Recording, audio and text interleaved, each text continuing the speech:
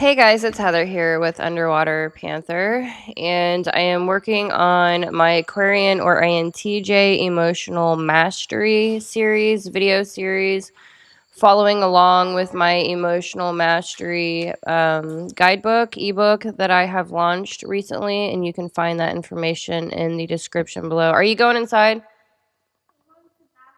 Okay, love you. All right, so I am on video number 7 now. I'm getting lost. Okay, so my last video was about building deep bonds without losing yourself.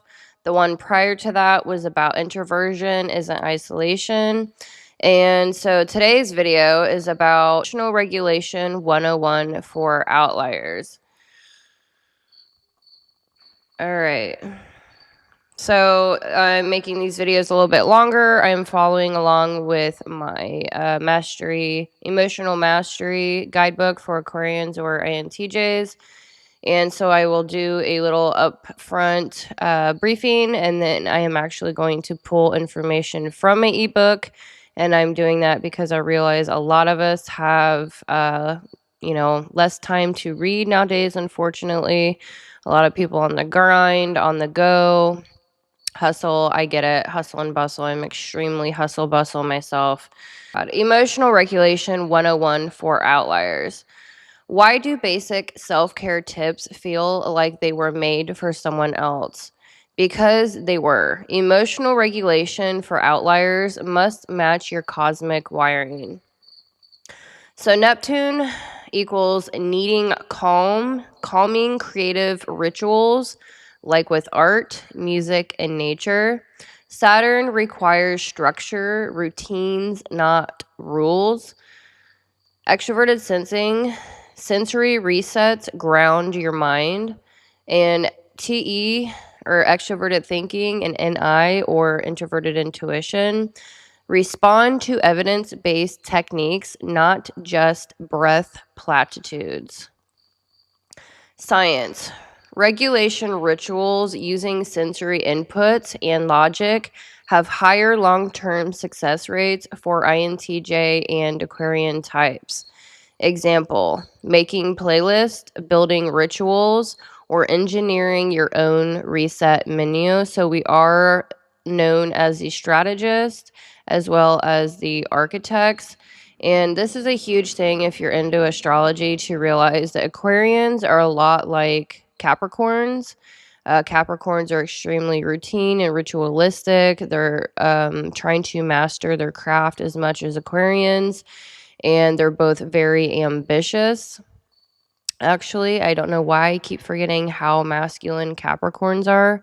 I have a Capricorn 10th house moon, and it is just an ambitious go-getter personality. And so yeah, what I was saying is the Aquarians and the Capricorns, the Aquarians, INTJs, Capricorn, ISTJs, they both thrive on projects, always having goals, projects, discipline. Rituals can kind of come into play with doing the same thing repeatedly. Like, I'm very organized. It's an OCD type of thing. That's Capricorn. So Aquarians are also OCD in their own ways, and they do thrive on rituals. So actually having structure in the routine because of Saturn, but also being able to break out of that and kind of like it's such a crazy experience having Saturn and Uranus as a ruler and co-ruler. I feel this all the time. Like, I'm very ritualistic. I do things like I wash my hands a lot, stuff like that. I'm very organized. I always, like, if I walk into my room, it might look I'm a very creative type too, so I've got like a lot of artwork. Obviously, my kids and I just hung up more artwork. I'm just obsessed with art. And so like that may look chaotic to you, but to me, like I don't know. It's my own little thing here. But anyways, I'm getting off track. Anyways, making playlists, building rituals, or engineering your own reset menu. Takeaway: find your own formula for emotional balance.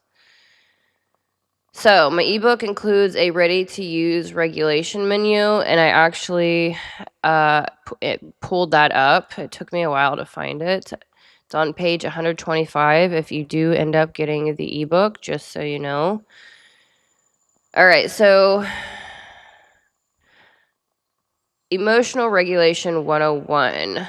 Have you ever had a day when your mind's running wild, your body feels fried, and the last thing you want is someone telling you to just meditate?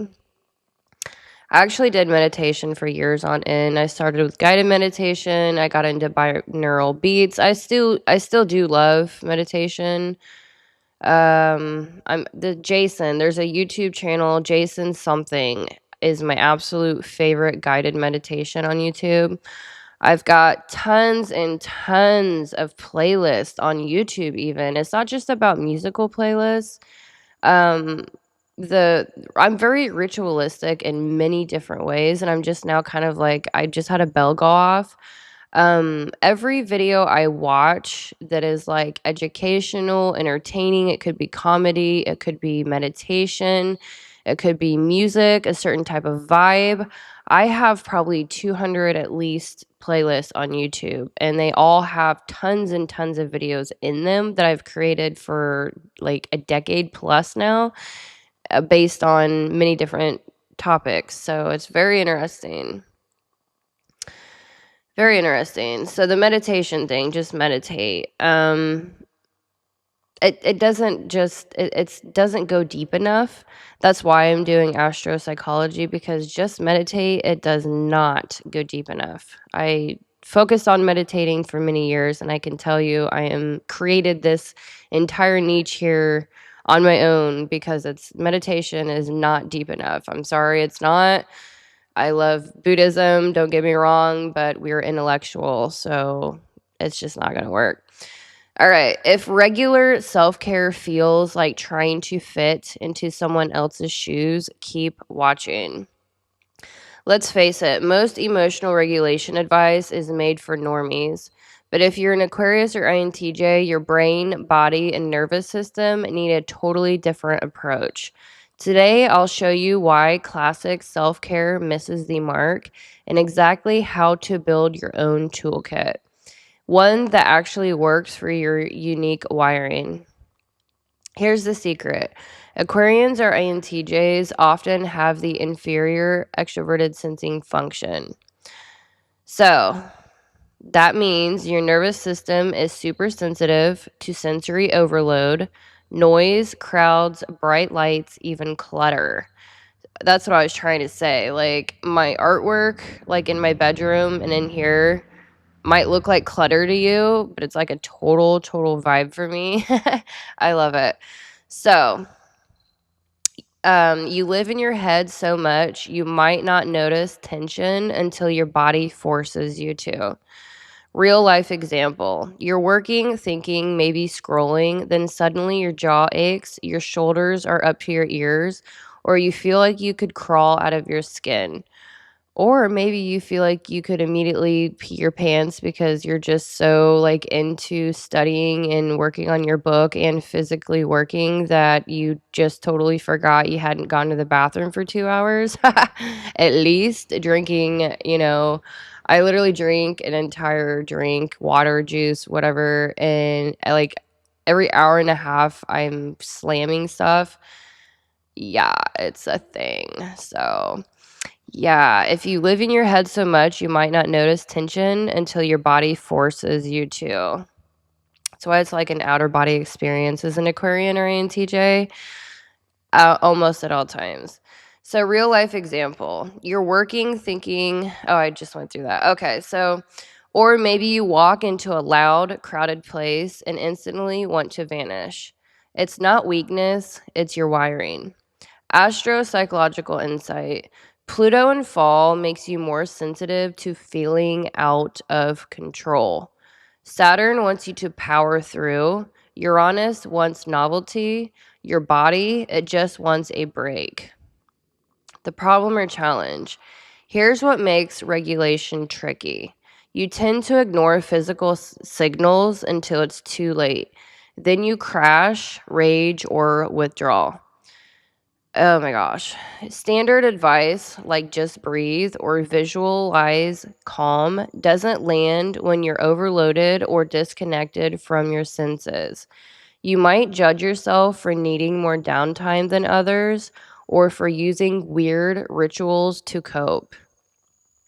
How do you actually regulate Aquarian or INTJ style? Step 1, sensory regulation menu. Touch. So we're going through the 5 senses. If you notice in the key card, you've got the 5 senses for extroverted sensing. And so extroverted sensing is outward, wanting to gather in sensations. The fire signs are very extroverted and they're like very adventurous and they have a lot more physical energy than we do. Aquarians, we have extroverted sensing, but it is in a inferior slot. So that means we are totally hindered here, like with body energy, with environmental stimulation. We get overwhelmed easily with those things. So 5 senses, this is how you can regulate your 5 senses. We have touch, weighted blanket, soft clothes, petting an animal, water, shower, bathe, swimming, even just splashing your face, movement, stretch, shake, walk, dance, yoga, or literally shaking out your hands. Sounds, noise canceling headphones, your favorite playlist, or pure silence. Darkness and silence, dim lights, close your eyes, and hide in a cozy room. So I certainly have my own little quirks. When I am like more overstimulated easier than a lot of people. And it's like because I'm an introvert, 1, I'm a projector, 2, according to human design. And was raised on a farm. And so I literally had like 55 people in my graduating high school class. And so I literally tell people I've lived in a hole my whole life because like literally I have. And my work environment for the last almost 11 years, so it's been definitely over a decade since I've worked at this place. It's like a city within a city. It's huge. The culture, there's so many different people, kinds of people, ages of people. It's a playground for personality types. That's what I call it.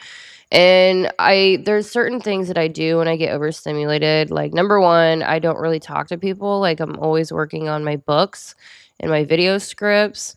And I wear a ball cap a lot to block the lights because the lights are terrible. I wear earbuds that helps block out the noise and I can regulate the volume. I use oil a lot. Amber oil is my favorite. I'll put a little bit of amber oil on my nose and my wrists. I use a lot of lotion. I definitely have ritualistic things that I do.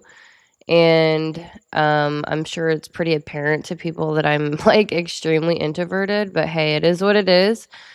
And all right, so step 2, buffer time scheduling. Before, after, or after big events, build in solo decompression time.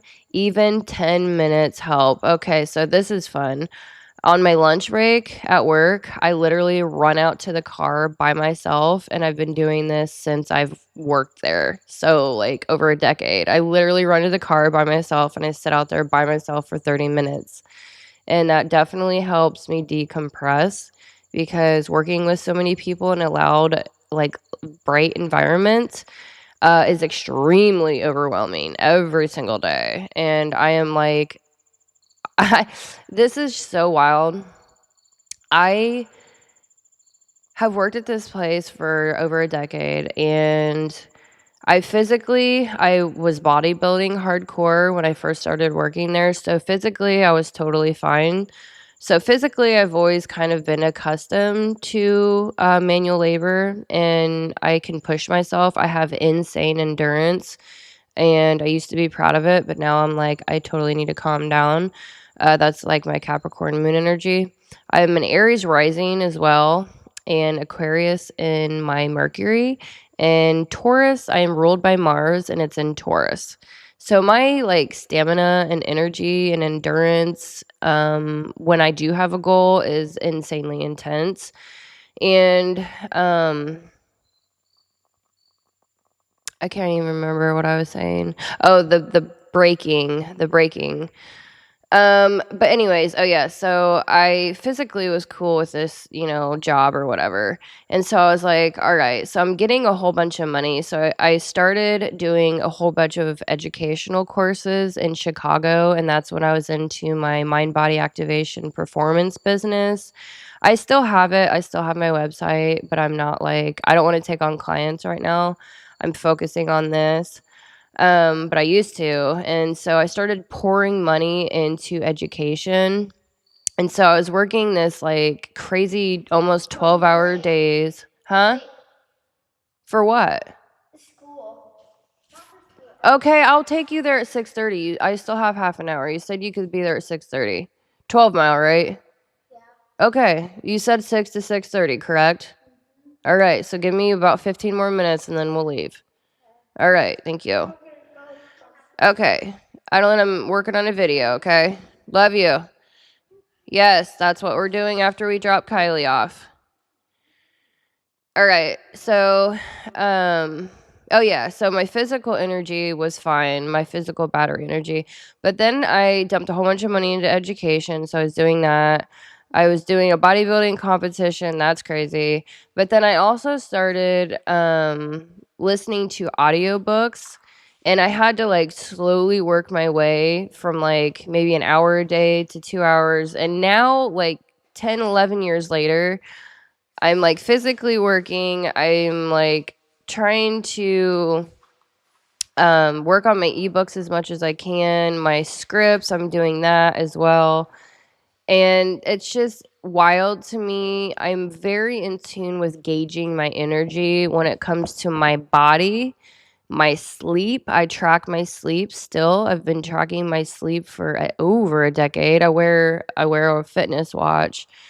And so I'm like Aquarians, I probably could go both ways, but I have always been the type of an Aquarian to track my energy levels, calories, caloric intake, energetic expenditure, and sleep.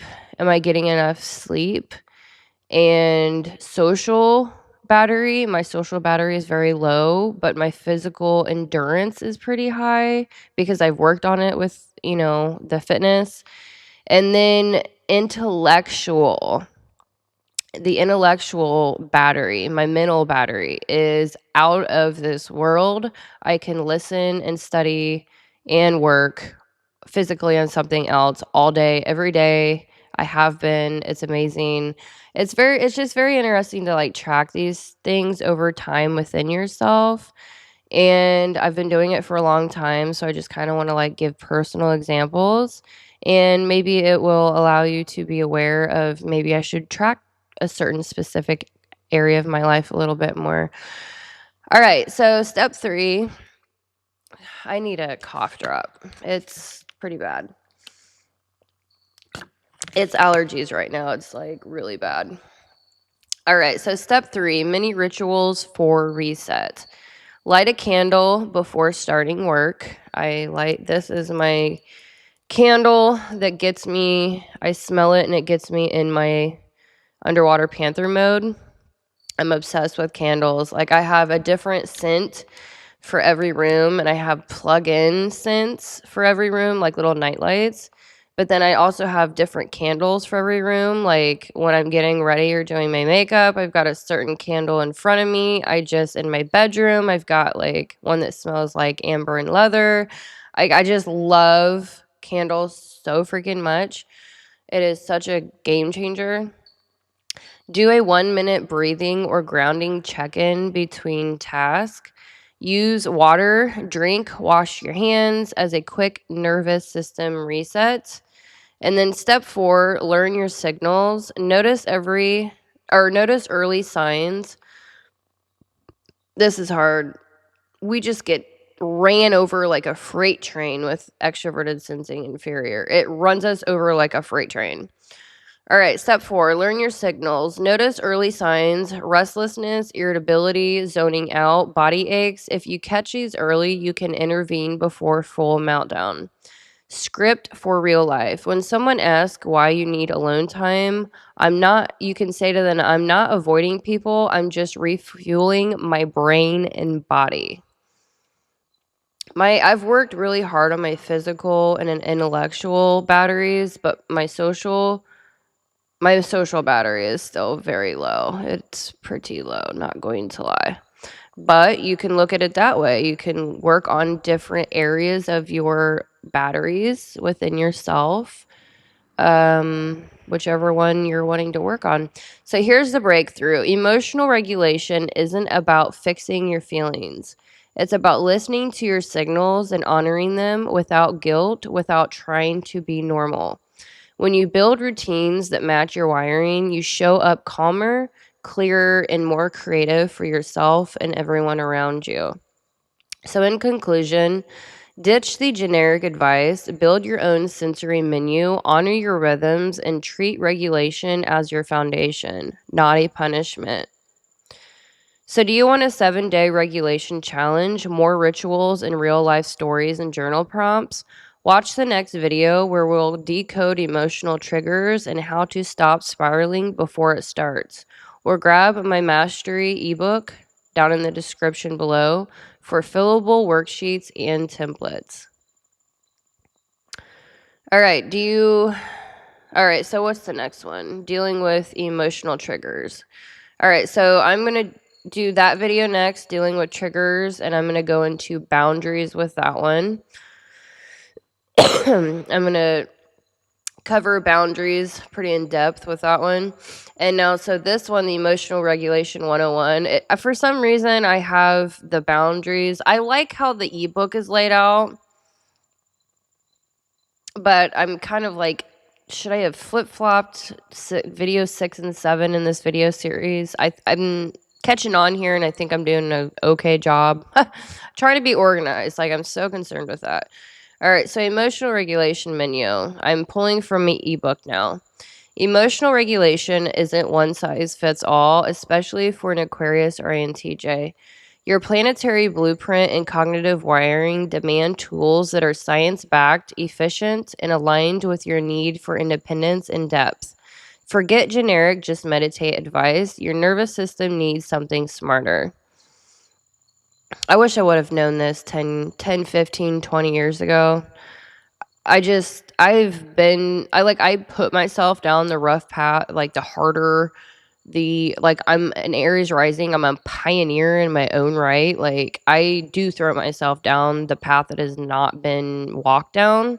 And like, that's huge, especially for me, because I'm not around. I don't have anyone influencing me. Like, I am my own inspiration.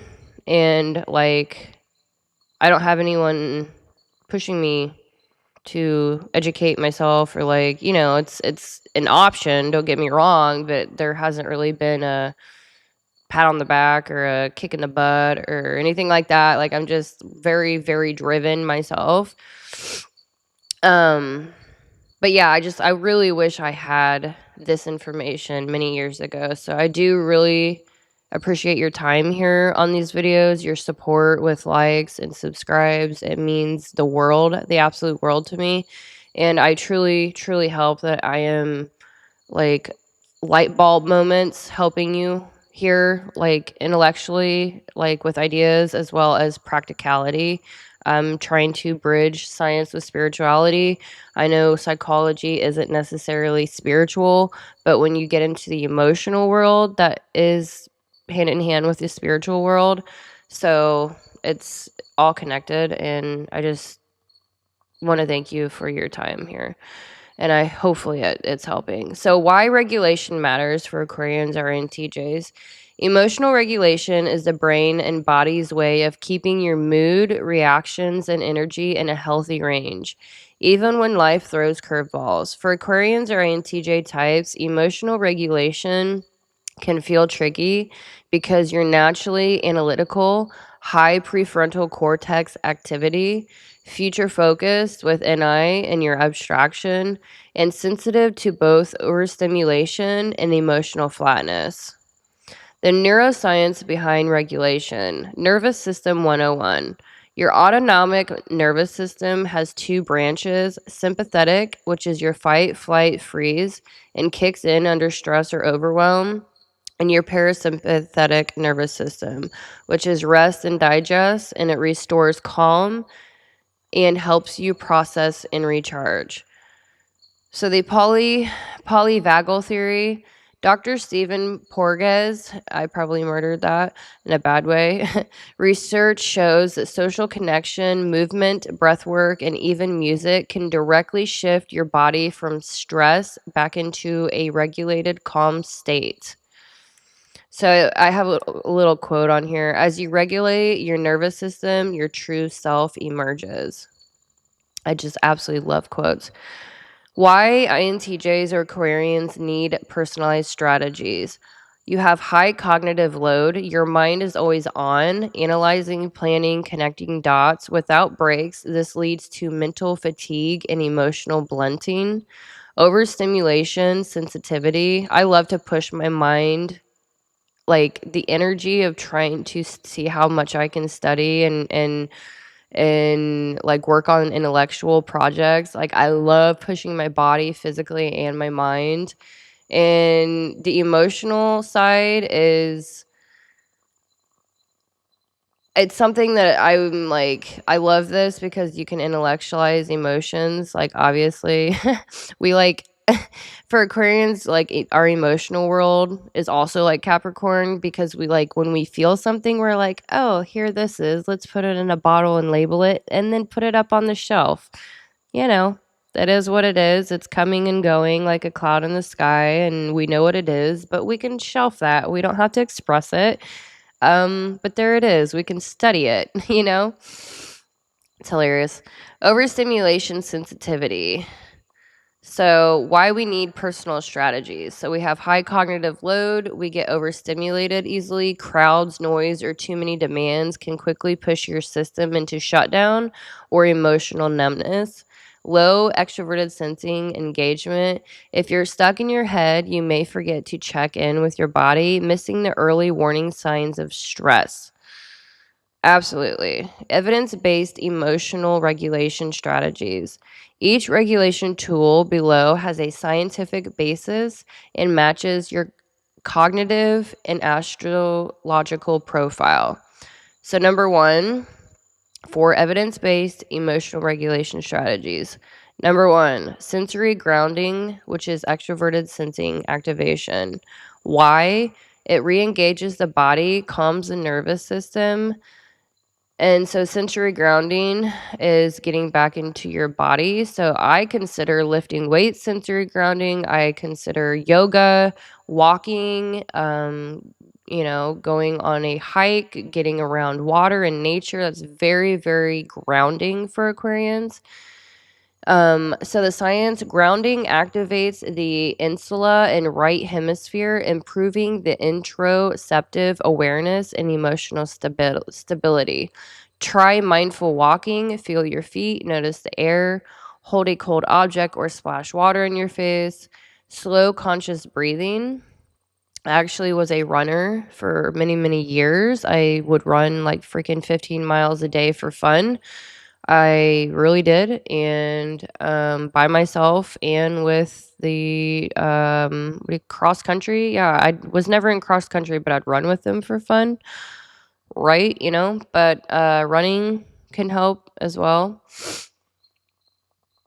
It's definitely a oh yeah, actually, I was the breath work that comes with running actually has pushed me through life, has helped me ground myself, as well as like dig deep inside, like having a natural birth, the breath work that I learned from just running alone. um Breath work is just it's so helpful for emotions and your mental world. It's amazing. You should definitely look into that. and practice it. All right, so what is sensory grounding? Sensory grounding means using your 5 senses, sight, sound, touch, taste, and smell, to bring your attention out of your thoughts and back into your body in the present moment. Why it matters for Aquarius or INTJ. All right, so actually, I'm on page 129, and I am going to actually let me finish. I'm going to finish these next couple of pages, and then I'm going to make a part 2 for this video because this is extra important stuff. So video number 6, Emotional Regulation 101 for Outliers. This is part 1, and then I am going to do a part 2 for this. So, all right, why it matters for Aquarian or INTJ, sensory grounding. Extroverted sensing, this cognitive function is about experiencing life directly through your senses. For INTJ Aquarian types, SE is often underused, leading you to get stuck in your head. When you activate SE, you re-engage with the real world, calm your mind, and reset your nervous system. The science. Research shows that focusing on sensory input, like mindful walking, holding a cold object, or noticing the details around you, can reduce anxiety, lower heart rate, and interrupt rumination or overthinking. How to practice sensory grounding. Try any of these, especially when you feel overwhelmed, numbed, or disconnected. So the 5, 4, 3, 2, 1 exercise, name 5 things you see, name 4 things you feel, name 3 things you hear, 2 things you smell, and 1 thing you taste or want to taste. Mindful walking, feel each step, notice your surroundings, breath in the air. Cold water reset, hold an ice cube, splash your face, or run cold water over your hands. Textural awareness, touch different textures, clothing, rocks, leaves, or anything near you, notice how it feels. And sound bath, listen closely to music or ambient sounds. Try to pick out layers you haven't noticed before. Why it works. Regulates the nervous system, activates the parasympathetic rest and digest response, lowering stress hormones, interrupts overthinking, pulls energy away from your mental loops and into the present, allowing your brain to reset. Recharges energy. Quick, simple sensory rituals can help you feel more alive, focused, and emotionally balanced. So, in summary, sensory grounding is a science-backed way to help Aquarians or INTJs get out of their heads, reconnect with their bodies, and calm their minds anytime and anywhere. And then I'm going to leave you with a quote here. I got to get going. I got to drop my older daughter off to a slumber party, and then I have a birthday party. So you are not an energy source for people who refuse to do their inner work. All right, so that is the Emotional Regulation 101 for Outliers, part 1 video, and I will be going into structured routines and breaking down a couple more things. So thank you so much for your time. I hope you are enjoying this video series. Check out the ebook down below. I have 15 other ebooks as well. Check that out. Check my website out for those products. Eventually, I'll launch some clothing. I am dying to get a new vehicle and put a decal of a panther and a QR code on my vehicle. I just got over a huge personal milestone, I'll put it that way, recently, that I've been working on for a couple of years. And so I think I don't allow myself to celebrate ever. I just really don't. But I think to celebrate that, I am going to launch some probably some products, some gear like hats, shirts, decals for a vehicle, stickers for your computer, stuff like that. I'm digging it. I want it. I would shout out a brand, but I'm not going to because I'm actually going to criticize it. There's a bodybuilding brand I followed for a long time. They've completely changed their gear. just their comfortable wear and clothing. And so I'm like, I need to launch something myself. So if you're interested in that, let me know how you can support me here. Like and subscribe. You can donate. The link, there's a couple links below that you can make a donation if you do not want to purchase an ebook. I've got $11 ebooks, $33 ebooks. And yeah, so just check out all of that in the description box below, and I will see you in the next video. And thank you so much